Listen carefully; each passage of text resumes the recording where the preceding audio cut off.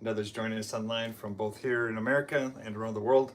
I have a little bit of an owie here. I was cutting some firewood and I got a branch right in the face, so keep me in prayers. Jaw's a little stiff today, but still can work on a smile, so there we go. We're going to be reading from Romans chapter 10, but just the last verse, because we didn't quite get to that, and then we're going to jump right into Romans 11 right away. All right, so get ready for that. We're reading tonight, if you're new to our reading program, it's called the Interlinear Bible. It looks like this, and it is from Greek to English. If you look at the inside, it's kind of got words on the top that some may or may not understand. And then we also look at some of the words in what's called the Strong's Concordance. And that looks like this. It makes us strong lifting it. And it's a Bible dictionary for some of the words that we're reading or trying to interpret. It gives us a deeper definition. So that's what we're about. So pick it up in the 21. And we were just reading this last section in Romans 10 about the book of Isaiah. And he was quoting Isaiah here. And at the very end, he goes and wraps it up. It's Romans chapter 10, very end. He says, but to Israel, he says, all the day I stretched up my hands to a disobeying and contradicting people. That's how it is in English. In the Greek, it says, pros deiton Israel, lege holin tin himeran, ex apatasa. He says, I stretched out, right? The kiros, the hands of me to people that were apathunta, disobeying, and enta which means contradicting. Lego or leganta means saying, speaking, but they were anti-leganta, anti-speaking, contradicting what they said. So that's how he ends that section there. And then he goes on in verse 11, it kind of goes, or I should say chapter 11, where he kind of goes on this whole understanding of the remnant of Israel. And again, this is what he was talking about, like, you know, God saved even a remnant of Sodom and Gomorrah. God saved even a remnant from this. And he was saying that the people of Israel are contradicting and argumentative, but there's always been this remnant that has been faithful. And he goes on with kind of this understanding. He says, Lego un mi apostato ho theos. So they did not reject God, basically, he says, and ton leon ato, and the people never may be. So he goes, I say then, did not God thrust away his people? Let it not be. For I also am an Israelite out of Abraham's seed of the tribe of Benjamin. Romans 11 in the NIV says, I ask then, did God reject his people? By no means. I'm an Israelite myself, a descendant of Abraham from the tribe of Benjamin. God did not reject his people, whom he foreknew. Don't you know what the scripture says in the passage about Elijah and how he appealed to God against Israel? Appealed to God against Israel. So we have this remnant discussion that's happening. When in these times, welcome to live chat, remember, all right. We have a safe mode, so we don't have anybody do anything inappropriate on our live stream. So he's saying here basically that God did not reject Israel. In fact, he says, I hope not, because I'm from the tribe of Benjamin. I'm an Israelite myself. I don't want to be rejected by God. So he didn't reject all of us. He's saying, but God is keeping a faithful remnant, right? So Kyrie tus prophetas, Lord, the prophets that you killed on the altar. So he's kind of in the face of some of these other leaders. He's basically saying, Lord, they killed your prophets, and they dug down your altars, and only I am left, and they seek my soul. So he's quoting Elijah. Elijah's saying, hey, you know, there's not that many of us around. They tore down my altars. They're trying to kill me. They're doing all these terrible things, is what Elijah says. And I'm left alone. But then he goes on to say, but what was spoken to him? And if you know the story of Elijah, you remember this, right? It's alati lege atoho crematismo. And there was a divine answer. And if Nancy, if you have your concordance or debits, 5538. 5538. And 5538 is crematismos, which is a really interesting understanding of God speaking back. It's sometimes referenced as a divine answer. I think we have some other translations have a different way here.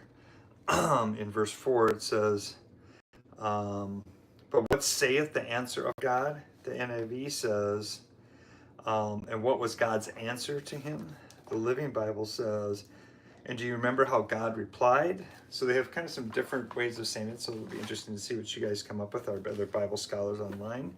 And he goes on to say, I have left to myself 7,000 heptakiskalios, basically 7,000 andras, men who have not bowed the knee of Baal, which means the pagan god. So he's saying, you think you're all alone, but you're not. There's 7,000 other men who are standing alongside you. And all of a sudden he gets a perspective, right? He starts to see, wow, there's not, everybody's against me. There's this remnant of Israelites who are still faithful to God. And so then he goes on verse 5, Hutas unkai en to nin kero. Then also in the present time, there was a remnant according to the election of Kiratas, according to grace. So this remnant continues, he says, and there has been, if not by grace, no longer from works. So again, he's going on building this case that there's always been a faithful remnant, even when it seems like there isn't. And so he goes, as if by grace, then there's, he goes, even so at the present time also there is a remnant according to the election of grace. Now this is God's favor, unmerited favor is the word for grace, or unmerited love.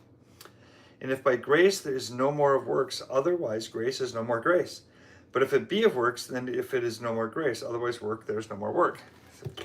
Right? What does all that mean? Well, I think we look at the Living Bible. It has a better translation of this. It says here, not all Jews have turned away from God. There are few being saved as a result of God's kindness in choosing them.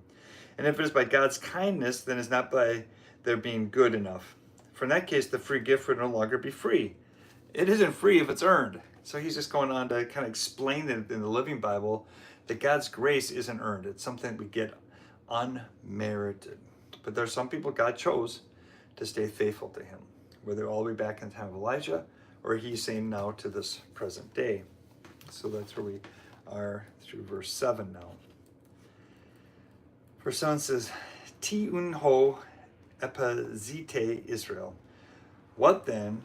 What is seeking Israel? So he says in verse 7, what then? What Israel sought so earnestly it did not obtain, but those chosen did, or sometimes called the elect did. The others were hardened, as is written. God gave them a spirit of stupor, eyes so they could not see, and ears so they could not hear, to this very day. So he's saying that there were really, everybody was kind of had stupor or blindness or unable to understand, but God chose a few to understand. He elected them or chose them, and that's kind of what it reminds us of. Jen and Daniel say, is that the Bible? Yes. A divine response of revelation is an answer of God. Thanks, Deb. I appreciate that, and thank you for deleting comments that are inappropriate. So I'm not quite sure what Jen and Daniel were discussing, but I'm glad it's no longer on the board. All right, we're going to continue on. It says, Edoken atos ho theas pneuma. So God gave them a spirit of stupor, and basically closed their eyes. Ophthalmos, as we have the word ophthalmologist, right? The eye doctors. Not to see, and ears not to hear. Acoustic, that's it, not to hear. Even up until this day. Verse 9. So we hear this understanding of Elijah explaining these things. And then David says, Geni thito. Let it be the table, the trapeza aton eis pagida. And so he's talking about a snare and a theron, a trap. And so David said, let their table be made a snare, a trap, and a stumbling block, and a recompense unto them. The NIV says, and David said, may their table become a snare and a trap, a stumbling block, and a retribution for them.